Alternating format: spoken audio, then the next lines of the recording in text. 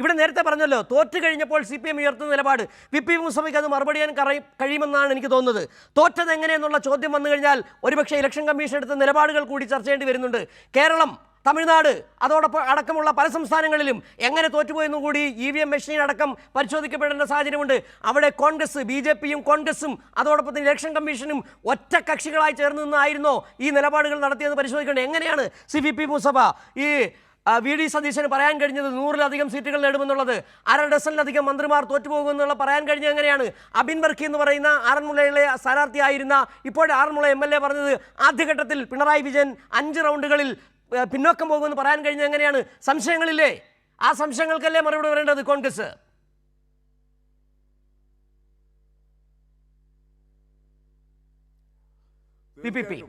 ഇത്തവണത്തെ കേരളത്തിലെ തെരഞ്ഞെടുപ്പ് നടപടികളിൽ അത് ഇവിടെ താങ്കൾ സൂചിപ്പിച്ചതുപോലെ ഇത്തവണ കേരളത്തിലെ നിയമസഭാ തെരഞ്ഞെടുപ്പിൻ്റെ നടപടികളിൽ ചീഫ് ഇലക്ടറൽ ഓഫീസർ സ്വീകരിച്ച സമീപനങ്ങൾ ആ സമയത്ത് തന്നെ വിമർശിക്കപ്പെട്ടതാണ്. എന്തുകൊണ്ടാണ് കോൺഗ്രസ് പ്രതിനിധിയായ റെജിൻ അത് അത്രത്തോളം ശ്രദ്ധിക്കാതിരുന്നതെന്ന് എനിക്കറിയില്ല.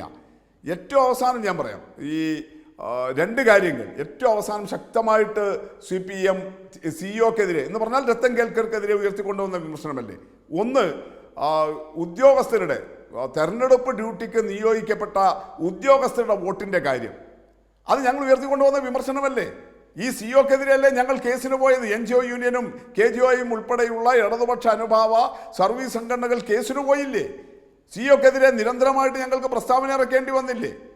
അദ്ദേഹം 20,000-ഓളം ഉദ്യോഗസ്ഥരുടെ വോട്ടല്ലേ ചെയ്യാനുള്ള അവകാശം ഈ രത്തൻ കേൽക്കർ ഇല്ലാതാക്കിയത്. നിങ്ങൾക്കറിയാമല്ലോ, സർവീസ് രംഗത്തുള്ള വോട്ടുകൾ വരുമ്പോൾ ആർക്കാണ് ഒരു മുൻതൂക്കം ഉണ്ടാകുന്നത് എന്നുള്ളത്. 20,000-ഓളം സർവീസ് വോട്ടുകളാണ്, ഈ ഉദ്യോഗസ്ഥരുടെ വോട്ടുകളാണ് ചെയ്യാൻ കഴിയാത്ത സാഹചര്യം. അത് കേന്ദ്ര തെരഞ്ഞെടുപ്പ് കമ്മീഷനല്ല, അത് കേരളത്തിൽ ഇദ്ദേഹം സ്വീകരിച്ച സമീപനത്തിൻ്റെ ഭാഗമായിട്ടുണ്ടായ പ്രശ്നം തന്നെയാണ്. അത് സംശയാസ്പദം തന്നെയല്ലേ. പാലക്കാട്ട് അവിടെ ചിറ്റൂർ മണ്ഡലത്തിൽ ഇടതുപക്ഷത്തിൻ്റെ LDF-ന്റെ സ്ഥാനാർത്ഥിയുടെ അതേ പേരിൽ അപരൻ വന്നു, ചിഹ്നം സമാനമായിട്ട് വരുന്നു.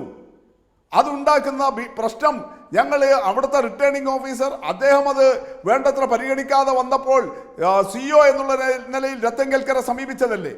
ഞങ്ങൾ ഉയർത്തിയ ആശങ്ക ശരിവെക്കുകയല്ലേ ചിറ്റൂരിൻ്റെ റിസൾട്ട്. അത് റജിനും അറിയാമല്ലോ, കോൺഗ്രസ് പ്രതിനിധിക്കും അറിയാമല്ലോ. 6000 വോട്ടിനാണ് നിങ്ങളുടെ പ്രതിനിധി അവിടെ ഇപ്പോൾ ജയിക്കുന്ന UDF സ്ഥാനാർത്ഥി. അവിടെ മുരുകദാസ് എന്ന് പറയുന്ന LDF-ന്റെ സ്ഥാനാർത്ഥിക്ക് അപരനായിട്ട് വന്ന മോതിരം എന്ന ഇടതുപക്ഷത്തിൻ്റെ ഔദ്യോഗിക ചിഹ്നത്തിന് പകരം നെക്ലസ് എന്ന് പറയുന്ന സമാന ചിഹ്നം അടുത്തടുത്ത പേരുകളായിട്ട് വന്നപ്പോൾ 6000 വോട്ടുകൾ അപരൻ പിടിച്ചില്ലേ?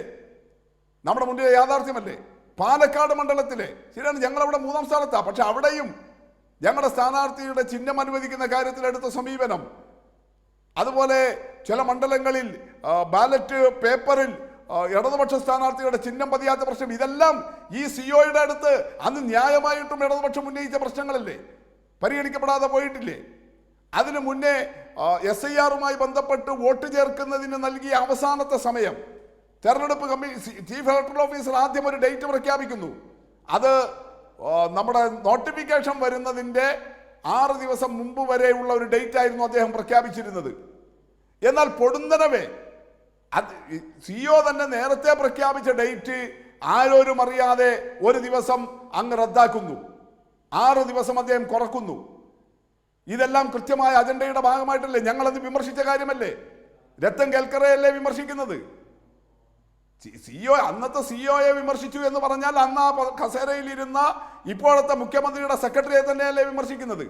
അപ്പം അദ്ദേഹത്തിൻ്റെ ഇത്തരം നടപടികളെല്ലാം വലിയ നിലയിൽ ആക്ഷേപത്തിന് ഇരയാക്കിയതും അത് രാഷ്ട്രീയമായിട്ടുള്ള വിമർശനങ്ങൾ ഉന്നയിക്കുകയും നിയമ നടപടികൾ ഉൾപ്പെടെ ഈ ഉദ്യോഗസ്ഥരുടെ വോട്ടിൻ്റെ കാര്യത്തിൽ ചെയ്യുകയും ചെയ്തിട്ടുള്ളതാണ്. പിന്നെ മറ്റുള്ള കാര്യങ്ങളിൽ നിങ്ങൾക്കറിയാമല്ലോ, അത് റജിനും അറിയാമല്ലോ. ആ സമയത്ത് കേസിന് പോകാൻ കഴിയില്ല. ഈ സ്ഥാനാർത്ഥിയുടെ ചിഹ്നം അനുവദിക്കുന്നതും മറ്റു പ്രശ്നങ്ങളും കോടതി ഇടപെടില്ല. തെരഞ്ഞെടുപ്പ് പ്രക്രിയ ആരംഭിച്ചു കഴിഞ്ഞാൽ ഇനിയാണ് ഞങ്ങൾക്ക് കൊടുക്കാൻ വേണ്ടി കഴിയുക. അത് ചിറ്റൂരിൻ്റെ കാര്യത്തിൽ ഓൾറെഡി കോടതിയിൽ കേസിന് പോയി കഴിഞ്ഞു. ഇതെല്ലാം എടുത്തിട്ടുണ്ട്. അപ്പോൾ രത്തൻ കേൽക്കർ അന്ന് എടുത്ത ഇത്തരം സമീപനങ്ങൾ, ഈ സമീപനങ്ങളുടെ അടിസ്ഥാനത്തിൽ CEO-യിൽ നിന്ന് ലഭിക്കുന്ന വിവരങ്ങളുടെ കൂടി അടിസ്ഥാനത്തിലാണ് ഈ പറഞ്ഞതുപോലെ 100 സീറ്റ് മറ്റ് കാര്യങ്ങളെല്ലാം പ്രഖ്യാപിക്കാൻ ഇപ്പോഴത്തെ മുഖ്യമന്ത്രിക്ക് സാധിക്കുന്നത്.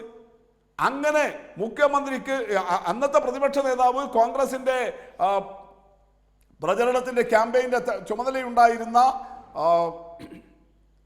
വി.ഡി. സതീശന് ഇത്തരം കാര്യങ്ങളെല്ലാം ലഭ്യമാക്കുന്നതിൽ രത്തൻ കേൽക്കർ സഹായം ചെയ്തിട്ടുണ്ടോ എന്ന് ന്യായമായും ഇപ്പോൾ ആളുകൾ സംശയിച്ചാൽ കുറ്റം പറയാൻ കഴിയില്ലല്ലോ. അത് തന്നെയല്ലേ രാഹുൽ ഗാന്ധി ഉയർത്തുന്ന സംശയം, ഞങ്ങൾ മാത്രമല്ലല്ലോ. ബംഗാളിൽ BJP അധികാരത്തിൽ വരാൻ ഇടയാകുന്ന വിധത്തിൽ എങ്ങനെയാണ് അവിടുത്തെ CEO സഹായം ചെയ്തു കൊടുത്തത്? 92 ലക്ഷം വോട്ടുകൾ, പ്രത്യേകിച്ച് മുസ്ലിം വോട്ടുകൾ ബംഗാളിലെ വോട്ടർ പട്ടികയിൽ നിന്ന് SIRന്റെ പേരിൽ തട്ടിക്കളഞ്ഞു. ആ സഹായം ഇവിടെയും ചെയ്തു കൊടുത്തില്ലേ? ലക്ഷക്കണക്കിന് വോട്ടുകളല്ലേ, ഏതാണ്ട് 23 ലക്ഷം വോട്ടുകളല്ലേ കേരളത്തിലെ വോട്ടർ പട്ടികയിൽ നിന്ന് നീക്കം ചെയ്തത് ഈ രത്തൻ കേൽക്കർ. അപ്പൊ അങ്ങനെയുള്ള സമീപനങ്ങൾ സ്വീകരിച്ചിട്ടുണ്ട്. അത് ബംഗാളിനെ കുറിച്ച് അങ്ങനെ അവിടുത്തെ CEOയും അവിടുത്തെ SIR ചുമതലയുണ്ടായിരുന്ന ഉദ്യോഗസ്ഥരുമെല്ലാം സഹായിച്ചതിനെ കുറിച്ച് രാഹുൽ ഗാന്ധി ആക്ഷേപം ഉയർത്തുന്നു. അതേ രാഹുൽ ഗാന്ധിയുടെ പാർട്ടിക്കാർ, ആ രാഹുൽ ഗാന്ധി വലിയ ദിവസങ്ങളിൽ ചർച്ച ചെയ്തിട്ട് നിയോഗിച്ച മുഖ്യമന്ത്രി, രാഹുൽ ഗാന്ധി തന്നെ പറഞ്ഞ കൂൾ ഓഫ് ടൈം, ഈ CEO പോലുള്ള പദവികളിൽ, ഭരണഘടനാപരമായ പദവികളിൽ ഇരിക്കുന്ന ഉദ്യോഗസ്ഥർക്ക് പുനർനിയമനം അല്ലെങ്കിൽ മാറ്റി നിയമനം നൽകുമ്പോൾ കൂൾ ഓഫ് ടൈം വേണം.